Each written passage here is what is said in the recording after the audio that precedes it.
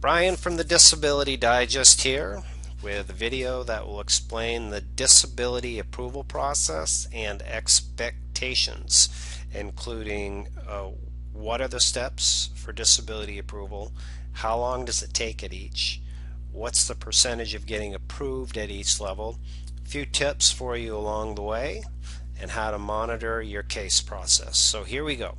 First of all, down here on the screen you'll see the 5 steps. The first step is the initial application, where you file your very first application, and it'll take you on average about 7 months to get a decision on that, and there's a 32% approval. The statistics where I gathered the statistics are at the bottom of this website that you're on, or right below the video. If you're not approved there, you can file a reconsideration appeal that is available in all except 10 states. If it's not available in your state, you'll skip to step 3. If it is available, there's an 11% chance of approval, and the decision process is very similar to the initial application. I'd say closer to 5 to 6 months that it will take for you to get your reconsideration decision. If your reconsideration is not approved, or if reconsideration is not available in your state, you can request a hearing in front of a judge. That hearing time, waiting for the hearing, could be, depending on the state, anywhere from 14 to 18 months. Some states it's more. There's a link down below that will show you how to find out the wait time for your hearing. So if you go to a hearing, this is a chance for you to present your case in front of a judge and argue why you're disabled with supporting evidence, some medical records and personal testimonials and letters of support and such. And the chance of an approval there is 65%. So that's the highest level of approval. If your case is not approved at the hearing, you can file an appeals council appeal, which is appeal based on the premise that the judge did not properly review the information that was on the file and make a decision, a proper decision. It's not an opportunity to enter new information or new evidence. Percentage of appeal, 11. It's not high. It'll take you 6 to 8 months to get that decision. Once the appeals council decision has been made, if it's not favorable, you can continue to step 5. This is a highly specialized, this is my opinion, highly specialized area of the law. There's really only 2 companies that I know that do this work, and there's some individuals that are tucked away in different disability law firms that do this work well.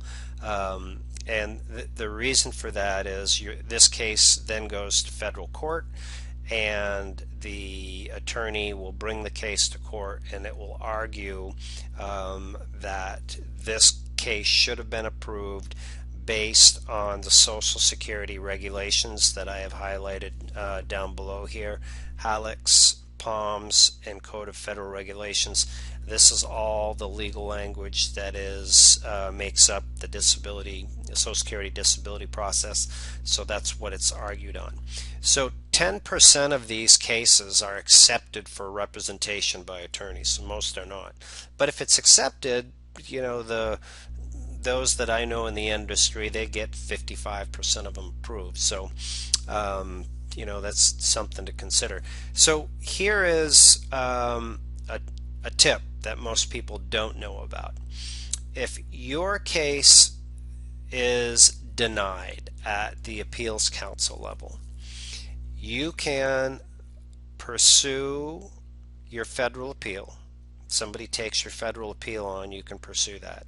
And you can start a new application over again, initial application, as soon as this has been denied. Why would you want to do that? Well, if your federal appeal doesn't get approved, then you've got another case that's active, right?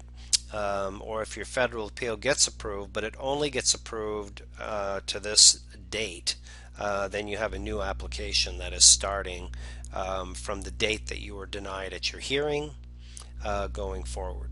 So when you do file a new application after the Appeals Council, you only can file that for the date after the hearing.